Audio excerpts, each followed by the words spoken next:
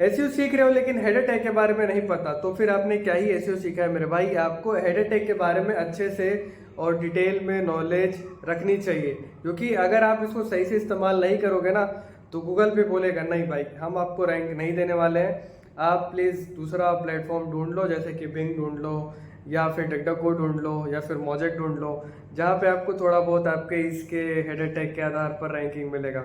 ठीक है, सही तरीके से हेडर टैग को कैसे इस्तेमाल करना है, कैसे वो एसईओ में काम आता है, कैसे यूजर्स को अट्रैक्ट करता है, इस वीडियो में अच्छे से जानेंगे। एसईओ से रिलेटेड और भी इंटरेस्टिंग वीडियोस अगर आपको जाननी है, समझनी है, तो मेरे दोस्त इस चैनल को जरूर से सब्सक्राइब करना। हालांकि थोड़ा लेट कंटेंट आता हूँ पर ऐसे वीडियोस डालता हूँ जो आपको आपके करियर को डेवलप करने में, अच्छे से बूस्ट करने में हेल्प करेगा, एसईओ के फील्ड में, डिजिटल मार्केटिंग के फील्ड में। ठीक है, वैसे तो हेडर टैग से रिलेटेड काफ़ी सारे वीडियोस आपको यूट्यूब पर मिल जाएगा, पर मैं जो थोड़ा बहुत आपको बताने वाला हूँ वो थोड़ा यूनिक होगा और आपको सीखने के लिए भी बहुत अच्छा होगा, जिसमें आप अपने वेबसाइट की रैंकिंग को बहुत अच्छी तरीके से बूस्ट करोगे। ठीक है, तो शुरू करते हैं। अब सबसे पहले मन में क्वेश्चन आ रहा होगा कि भाई हेडर टैग क्या है। ठीक है, देखो एक एग्जाम्पल देता हूँ। जैसे आप किसी वेबसाइट पे जाते हो, लंबा चौड़ा पैराग्राफ लिखा हुआ है, ठीक है, बिना हेडिंग के, बिना हेडर टैग के उसको सीधा लंबा चौड़ा लिख दिया गया है। आपका पढ़ने का इच्छा करेगा? देखो जब बुक खोलते हो, कोई भी बुक खोलते हो, लंबा सा अगर उसमें कोई पैराग्राफ लिखा हुआ होता है तो पढ़ने का इच्छा नहीं होता है ना। बिल्कुल उसी तरीके से गूगल भी यही चाहता है कि आप अपने कंटेंट को तोड़ दो अलग अलग हेडर टैग्स में, जैसे H1, H2, H3, H4 ऐसे।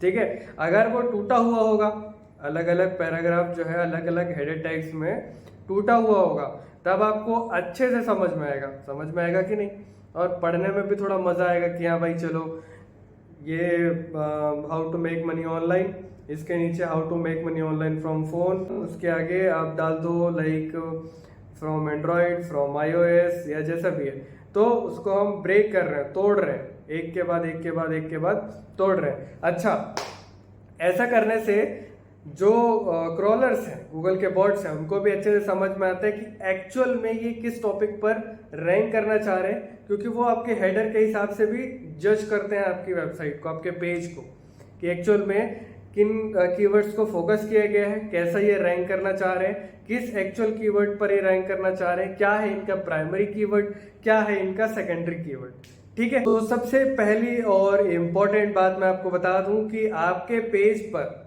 ठीक है, मल्टीपल H1 टैग्स नहीं होना चाहिए। बहुत लोग गलती करते हैं, वो अपने पेज पे मल्टीपल H1 टैग्स यूज करते हैं।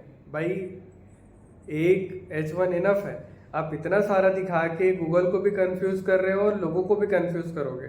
ठीक है, तो आपको एक ही H1 टैग यूज करना चाहिए जो गूगल रीड करेगा, जिसको वो यूज करेगा आपको रैंक देने के लिए। ठीक है, दूसरा जो इम्पोर्टेंट बात है वो ये है कि भाई आप H1 से सीधा H4 पर नहीं जा सकते। ठीक है, आप H1 से सीधा H4 पर नहीं जा सकते। H1 के नीचे आता है H2, H2 के नीचे आता है H3 के नीचे आएगा H4। Means topic step by step नीचे जा रही है, आप सीधा H1 से H4 में नहीं जाओगे। आप जब सीढ़ी से नीचे उतरते हो तो एक बार में क्या सीधा फोर्थ सीढ़ी पे उतरते हो क्या? ऐसा नहीं है ना। तो स्टेप बाय स्टेप आपको कि H1 tags, H2 tags, H3 tags, H4 tags का इस्तेमाल करना है। ठीक है, अच्छा, एक्चुअल में यूजर क्या सर्च करना चाह रहा है इसका भी आपको ध्यान रखना है। आपको अपने हेडर टैग्स को इस तरीके से ऑप्टिमाइज करना है, थोड़े कीवर्ड्स के साथ खेलना है, जिससे क्या है आपका जो कीवर्ड है वो टॉप पे आने के चांसेस बढ़ जाए, फीचर्ड स्निपेट पे आने के चांसेस बढ़ जाए। ठीक है, जैसे कि अगर कोई यूजर कुछ सर्च कर रहा है, how to make money online from mobile phone, ठीक है, तो मोबाइल फोन से जितने भी मेथड से अर्निंग करने के वो आपने हेडिंग्स के थ्रू अगर डिवाइड किया है तो फीचर्ड स्निपेट में वो बहुत इजीली दिखाई देगा। जैसे कि ये आप एग्जांपल स्क्रीन पर देख पा रहे होंगे, यहाँ पे properly header tags step by step यहाँ पे लिखे हुआ है इन्होंने, इसी वजह से ये प्रॉपरली अरेंज्ड है। ठीक है, तो इस तरीके से आपको कीवर्ड का भी सही तरीके से इस्तेमाल करना है। अच्छा, अब कीवर्ड को सही तरीके से इस्तेमाल करना है, इसका ये मतलब नहीं कि हर एक हेडर टैग पे आपको बहुत ज़्यादा कीवर्ड भर देना, कीवर्ड स्टफिंग बिल्कुल भी नहीं करना है। आपको सिंपल सा, सोबर सा, क्लीन इंटरफेस के साथ में हेडिंग टैग्स को इस्तेमाल करना है। कीवर्ड रिसर्च के लिए सबसे ज़्यादा ज़रूरी है। अगर आप कीवर्ड रिसर्च नहीं करते हो, मतलब अपने ही मन से करते हो कि भाई how to make money online पर आर्टिकल डाल देते हैं, वो रैंक करता है फटाफट से, बहुत सारी उसकी सर्च वॉल्यूम है, हमको बहुत जल्दी रैंकिंग मिल जाएगा और खूब सारे ट्रैफिक आएंगे, ऐसा कुछ भी नहीं है यार। एक नई वेबसाइट को जिस पर मिलियंस ऑफ सर्चेस हैं, जिस पर अच्छी खासी कीवर्ड डिफिकल्टी है, वो कभी भी रैंक नहीं करने वाला है। एक नया वेबसाइट, अभी तो देखो ऐसा हो गया है ना, जो जिसके पास अथॉरिटी है वो जल्दी रैंक कर जाता है, सारी चीज़ें उसको जल्दी मिल जाती है, पका पकाया खाना मिल जाता है। जो नई वेबसाइट्स होती हैं दोस्त, उसको लॉन्ग टेल कीवर्ड्स इस्तेमाल करने पड़ते हैं, उसको बहुत सारी चीज़ों का सामना करना पड़ता है, जैसे कि मुझे स्टार्टिंग फेजेस में बहुत ज़्यादा सामना करना पड़ा। 7 सालों से मैंने बहुत सारी चीज़ें फेस की और अब काफ़ी सारे वेबसाइट्स को हम हैंडल कर रहे हैं, मैं और मेरी टीम, और अच्छे से डिटेल में हैंडल कर रहे हैं। तो बात वापस से आते हैं हम कि भाई बहुत ज़्यादा कीवर्ड इस्तेमाल नहीं करना है, लिमिटेड कीवर्ड इस्तेमाल करना है। आपकी वेबसाइट अगर नहीं है तो लॉन्ग टेल कीवर्ड इस्तेमाल करो, ठीक है, जिस पर लोग एक्चुअल में फोकस कर रहे हैं उस पर काम करो, ठीक है। अब इसका एक एग्जांपल दे देता हूँ यार, जैसे कि मान लो बेस्ट लाइफ इंश्योरेंस, ठीक है, तो बेस्ट लाइफ इंश्योरेंस के अंदर पे और भी कुछ टॉपिक्स होंगे, जैसे best life insurance for old people, ठीक है।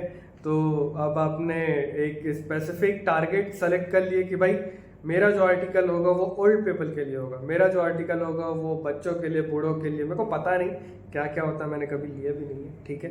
तो मैं क्या बताना चाह रहा हूँ, आप शॉर्ट टर्म कीवर्ड के बजाय लॉन्ग टर्म पे फोकस करो, एक सेक्शन पे फोकस करो। जैसे मैंने क्या बोला, ओल्ड पीपल, न्यू पीपल, बच्चे, बूढ़े, तो एक सेक्शन टारगेट कर दिया आपने, एक कम्युनिटी टारगेट कर दिया। जो एक्चुअल में ओल्ड कम्युनिटी होगी वो आपके पास आएगी, आपकी वेबसाइट पे लोग आएंगे। आप अगर अफिलिएट मार्केटिंग कर रहे हो, आप अगर एडसेंस के थ्रू ऐड दिखाना चाह रहे हो, तो उस पर आपको अच्छा खासा फायदा होने वाला है। अच्छा, प्राइमरी कीवर्ड को तो मैंने बोल दिया कि भाई आपको हेडर टेक्स्ट में यूज करना चाहिए। जैसे एग्जांपल के लिए आपने H1 यूज किया, लिंक बिल्डिंग, ठीक है, लिंक बिल्डिंग आपने क्या किया, H1 टैग यूज किया। तो आपको सेकेंडरी कीवर्ड्स को भी इस्तेमाल करना है। सेकेंडरी कीवर्ड्स को आपको कहाँ पे इस्तेमाल करना रहेगा, आप उसको H2 में इस्तेमाल कर लो, आप उसको H3 में इस्तेमाल कर लो, है ना। तो ये बहुत अच्छा तरीका होगा। इसका एक एग्जांपल मैं आपको बताता हूँ। जैसे H1 हो गया हमारा लिंक बिल्डिंग, ठीक है, उसके नीचे आपको H2 और H3 डिसाइड करना है। What is the best link building software, ठीक है, what is the best link building software in 2024। तो what is the best link building software, ये आपका क्या आ जाएगा, H2 आ जाएगा, ठीक है।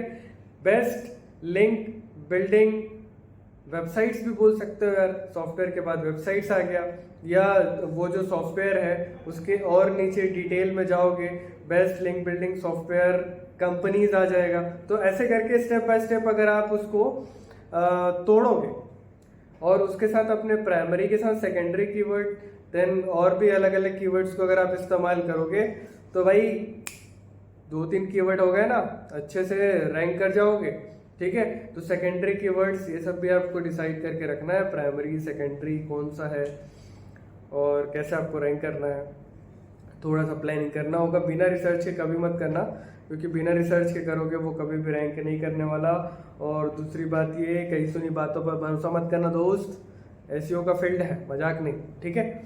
और यार अगर आप वर्डप्रेस इस्तेमाल करते हो तो काफ़ी सारे प्लगइन्स आते हैं टेबल ऑफ कंटेंट के नाम से, जो आपको बढ़िया से एक फॉर्मेट देता है, जिसको यूज़र अगर क्लिक करता है तो सीधा उसी टैग पे चले जाता है। तो वो एक अच्छा इंटरफेस भी है, लोगों को भी समझ में आता है, एक्चुअल में जो क्वेश्चन उनको देखना है, समझना है, वो उनको मिल जाता है, ठीक है। दूसरी बात यार, कोई भी हेडर देने से पहले एक बार स्पेलिंग अच्छे से चेक कर लो, क्योंकि वही आपको रैंक देने वाला है, उसी के थ्रू गूगल आपको रैंक देगा। अगर आपने स्पेलिंग ही गलत लिखा है, ठीक है, जैसे कि अगर आपने लिंक बिल्डिंग का ही स्पेलिंग गलत लिख दिया है, तो अब गलत लिखे हो तो उस गलत कीवर्ड पर तो कोई सर्च करता नहीं है, हालांकि उस पर आपको रैंक मिल जाएगा, लेकिन क्या मतलब है जब लोग उस पर आएंगे ही नहीं। तो स्पेलिंग मिस्टेक्स मत करना, अच्छे से देख लो, समझ लो क्या है, देन ही आप उस पर काम करना। तो ये था हेडर टैग कैसे और क्या और किन किन चीज़ों को ध्यान रखना चाहिए। उम्मीद करता हूँ आपको ये वीडियो पसंद आया होगा। ऐसे इंटरेस्टिंग वीडियोस के लिए इस चैनल को जरूर सब्सक्राइब करना। वीडियो को देखने के लिए बहुत बहुत शुक्रिया।